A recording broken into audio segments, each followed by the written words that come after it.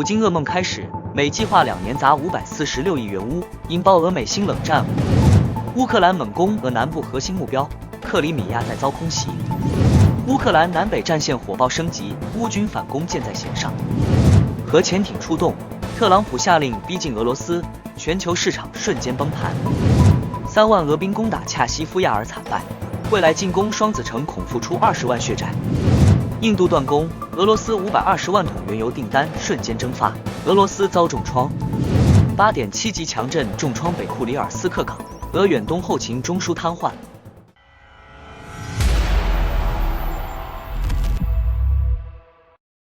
在俄罗斯与乌克兰战争持续陷入拉锯之际，美国和欧洲正在悄然调整对乌克兰的援助策略，而一项具有重大财政与地缘政治意义的新提案正在华盛顿酝酿。未来2年内，美国计划向乌克兰提供高达546亿美元的新援助，部分资金将直接来源于被冻结的俄罗斯主权资产。据纽约时报报道，美国参议院正推进一项法案，授权动用俄被冻结资产资助乌克兰，并强化与基辅的天然资源合作协议。该协议旨在使乌克兰以资源换取更多美式武器支持。同时，该法案还计划赋予总统在无需国会事先批准的前提下，直接向乌克兰转让武器的权利。尽管民主、共和两党部分议员对该议案持支持态度，但其能否顺利通过仍存不确定性。尤其是众议院内的大多数共和党人仍坚持削减对外开支的立场，可能成为立法进程中的主要阻力。不过，美国对乌援助的趋势已然清晰。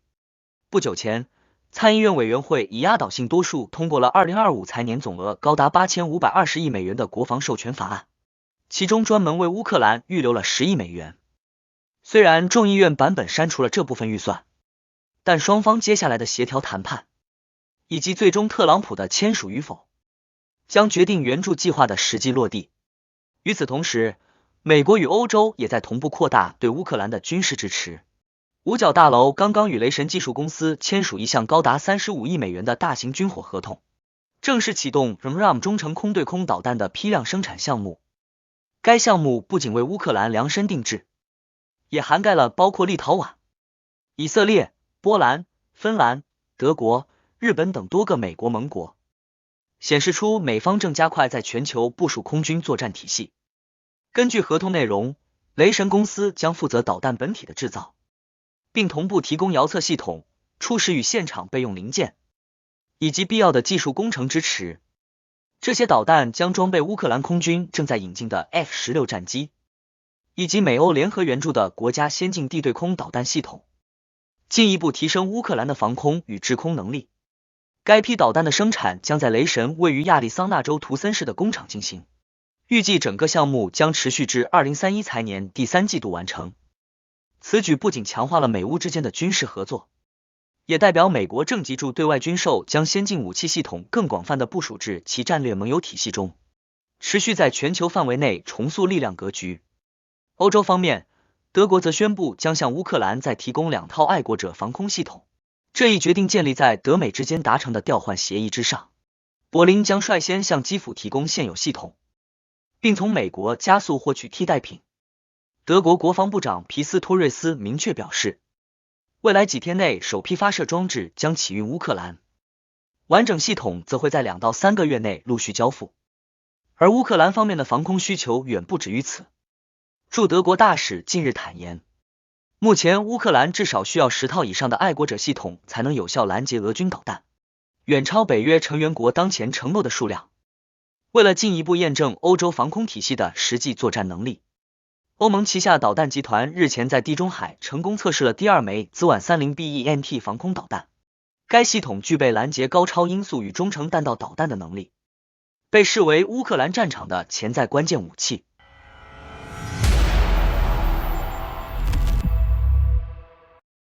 日前，乌克兰持续对俄罗斯重要交通和军事设施发起精准打击，战火蔓延至南部多个战略要地。8月1日晚，位于亚速海沿岸的罗斯托夫州塔甘罗格遭遇大规模无人机袭击，军用机场及著名的别里耶夫飞机设计局成为主要目标。该设计局负责俄军 A-50 预警机的维护和研发。袭击导致塔甘罗格夜间烈火熊熊，连续爆炸声响彻深夜，多栋建筑物被点燃，造成严重破坏。另外，乌克兰空军近日发动多次精准空袭，接连打击了前线和俄罗斯境内的3个重要目标。7月30日前后，乌军米格29战机对别尔哥罗德列皮亚西夫卡的俄军指挥中心进行了 GBU-61炸弹轰炸，导弹精准命中，导致至少4次爆炸。俄军阵地上空升起巨大蘑菇云，2栋建筑被毁，指挥系统瘫痪，显示乌军持续对俄后方发起打击。在苏梅方向，乌军战机投掷 GBU-39制导炸弹，摧毁了尤纳基夫卡附近的运输桥梁，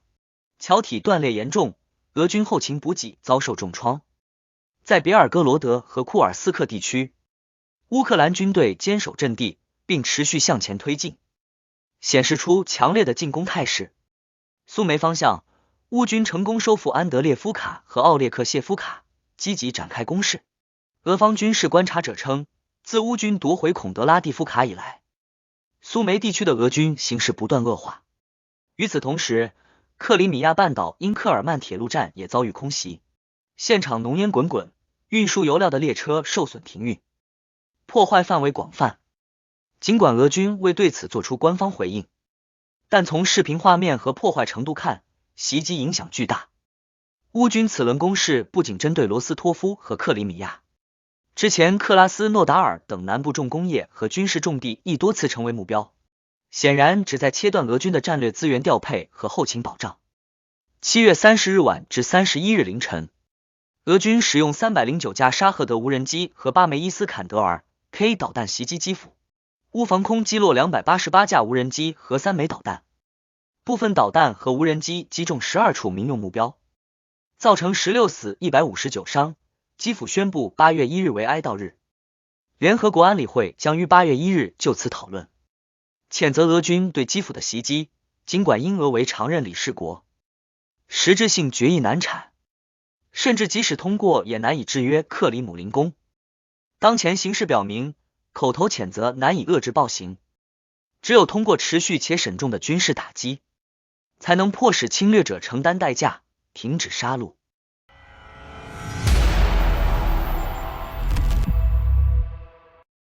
在乌克兰战场上，波克罗夫斯克、米尔诺拉德和科斯特扬蒂尼夫卡方向形势紧张。尽管波克罗夫斯克遭受猛烈攻击，但尚未被俄军占领，乌军坚决抵抗并持续反击。在乌克兰南部扎波罗热地区，激烈战斗持续。近日，乌军第108旅于诺沃卡利夫卡地区发动突袭，先由第98营侦察小队侦察俄军阵地，随后联合无人机与炮兵实施精准打击，成功摧毁俄军前沿阵地。俄方控制区出现至少3个火点，浓烟弥漫战场，彰显乌军攻势凶猛。扎波罗热方向，乌军夺回斯捷普诺希尔斯克定居点，消灭该地俄军势力。卢甘斯克州方面，乌军第53旅解放迪布罗瓦南部多个阵地。据悉，乌军的大反攻随时可能启动。乌军已拥有70架 F-16战机，并持续量产有损海王星、雷霆2等远程导弹。德国金牛座、英国风暴阴影、法国斯卡普和美国 ATACMS 战术导弹等武器也陆续抵达。乌军保持攻守兼备态势。乌南部军区发言人31日揭露俄军占领扎波罗热州卡米扬斯克村的谣言，称乌军仍牢牢控制该村，并消灭了俄军拍摄插旗宣传视频的小队。卡米扬斯克村尚未有俄军占领。另外，7月31日，乌军战机向哈尔科夫赫利伯克镇俄军阵地投放滑翔炸弹，瞬间摧毁敌方阵地，为地面部队进攻提供强力支援。乌军第429无人机系统团随后发起攻击，成功摧毁俄军1辆坦克和步兵战车，另有2辆装甲车受损。根据乌克兰总参最新战报，过去一天俄乌双方共发生124次交火，俄军发起3410次炮击，投掷66枚滑翔炸弹。乌军当日歼敌940人，累计歼敌超过105万。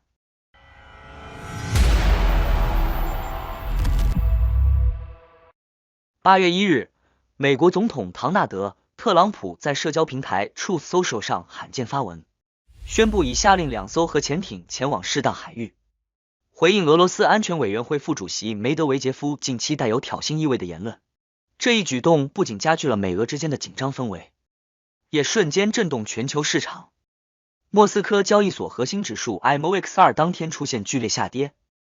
而布伦特原油价格则再度突破每桶70美元，凸显能源市场对地缘政治风险的高度敏感。特朗普在声明中直言，鉴于俄罗斯前总统梅德韦杰夫的一些言论，我决定将2艘核潜艇调往指定区域，以防其背后另有深意。尽管五角大楼尚未公开潜艇动向，但这一高等级军事部署已被视为美国对潜在威胁的直接警告。梅德韦杰夫在7月28日曾发出强硬警告，称特朗普若企图缩短战争，可能正踏上战争第一步。7月31日更在社交媒体上模糊暗示死亡危险，引发外界高度警惕。这些发言被普遍解读为俄罗斯在乌克兰战局受挫背景下的外交恐吓策略。克里姆林宫方面，普京虽然未直接回应特朗普的核潜艇行动，但在访问瓦拉姆岛时通过亲克媒体释放信号。他表示，所有的失望往往源于过高的期待，暗指西方国家对俄政策存在误判，并再次重申俄罗斯在乌克兰问题上的核心立场：乌克兰必须放弃加入北约，并承认俄罗斯对部分领土的主权要求。普京强调，任何有意义的对话必须在非公开、冷静的谈判中进行，而非透过媒体对峙。就在核潜艇危机升级之际，俄罗斯经济也暴露出更深层次的问题。根据路透社援引的商业调查数据，俄罗斯制造业采购经理人指数 PMI 已连续第2个月低于荣枯线，7月仅为 47.0， 创下自2022年初以来的新低。这意味着工业活动持续收缩，企业普遍面临订单骤减、付款拖延和客户财务压力加剧等问题。尽管俄央行试图通过降息至 18% 刺激投资与消费，但高借贷成本与战争驱动的财政开支正在挤压企业生存空间。多家企业反映订单和产量大幅下降，商业信心跌至近3年来最低点。国际货币基金组织也对俄经济前景发出警告，预测2025年 GDP 增速将急剧放缓至 0.9%， 远低于2024年 4.3% 的战争高点。经济学家安德烈·莫夫昌直言，持续飙升的军费正在扼杀俄罗斯整体经济活力。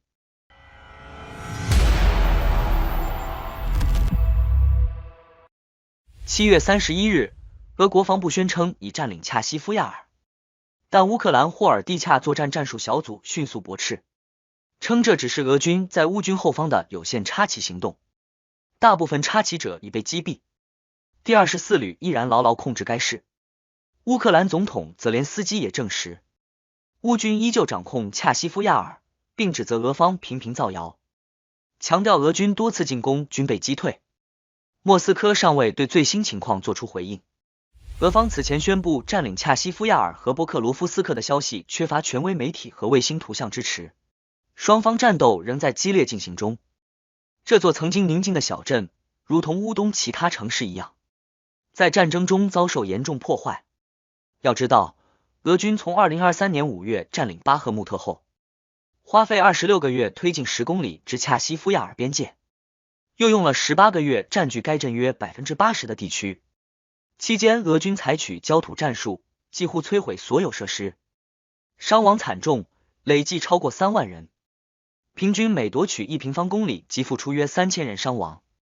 尽管乌军仍控制约 20% 的恰西夫亚尔地区，俄方急于宣布占领，试图制造胜利假象，但乌克兰坚决反对。波克罗夫斯克方向战斗持续1年半，俄军虽接近市区边界，却未能完全占领。俄媒多次提前宣布攻占恰西夫亚尔，实际情况却是乌军坚守阵地，未见大规模溃退。部分简体中文媒体对俄军未来前景过于乐观，认为占领恰西夫亚尔后，俄军将进攻康斯坦丁尼夫卡及顿巴斯西部重要城市双子城，也就是斯拉夫扬斯克和克拉马托尔斯克，但这被广泛质疑。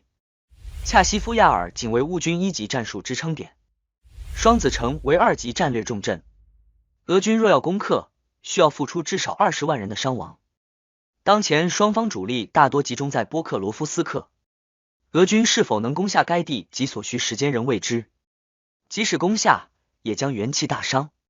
且前方还有康斯坦丁诺夫卡和德鲁日科夫2座重镇阻碍。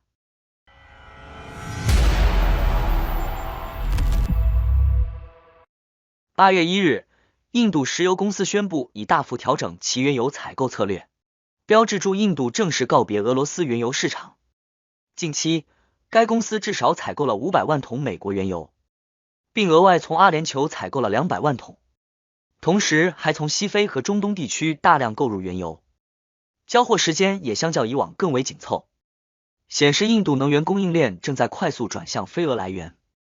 这一转变发生在美国总统特朗普7月30日宣布自8月1日起对印度征收 25% 关税及额外罚款的压力背景下。特朗普指责印度大量购买俄罗斯能源和武器，因此对印度施加经济制裁。受到这一强大压力，印度国有石油企业、印度石油公司、印度斯坦石油公司、巴拉特石油公司及芒格洛尔炼油厂迅速响应，停止了每日约520万桶的俄罗斯原油进口。7月31日，4艘满载俄罗斯石油的油轮抵达印度西海岸后遭拒收，其中2艘停靠杨卡港，另外2艘停泊在贾姆讷格尔港，标志着俄罗斯石油在印度市场的正式失守。这一行动反映出印度在全球地缘政治压力与自身能源安全需求之间做出的权衡与选择。与此同时，石油输出国组织内部也呈现出更为复杂的局势。连续5个月增产后，预计9月将继续大幅增产，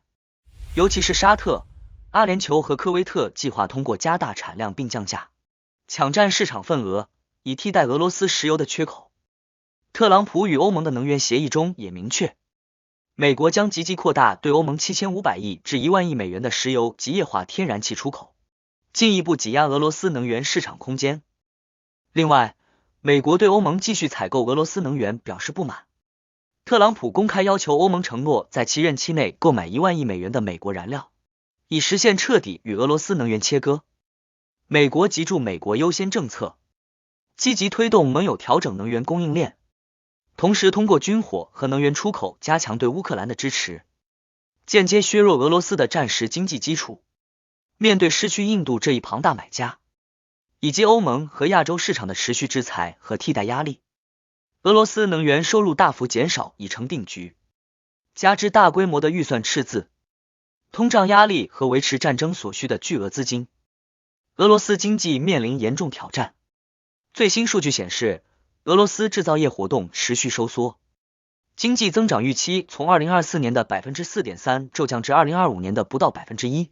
反映出战争和制裁对其经济的深重冲击。印度此次迅速转向美国和中东、西非的能源供应，既体现了对国际压力的妥协，也彰显其在全球能源格局中的灵活调整能力。未来数周内，印度及全球能源市场如何进一步变动，将对俄乌冲突及国际经济格局产生深远影响。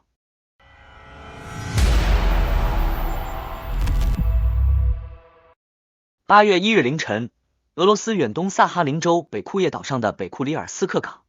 在 8.7 级强震与随之而来的海啸冲击下，几乎被夷为平地。这座位于千岛群岛北端的重要港口，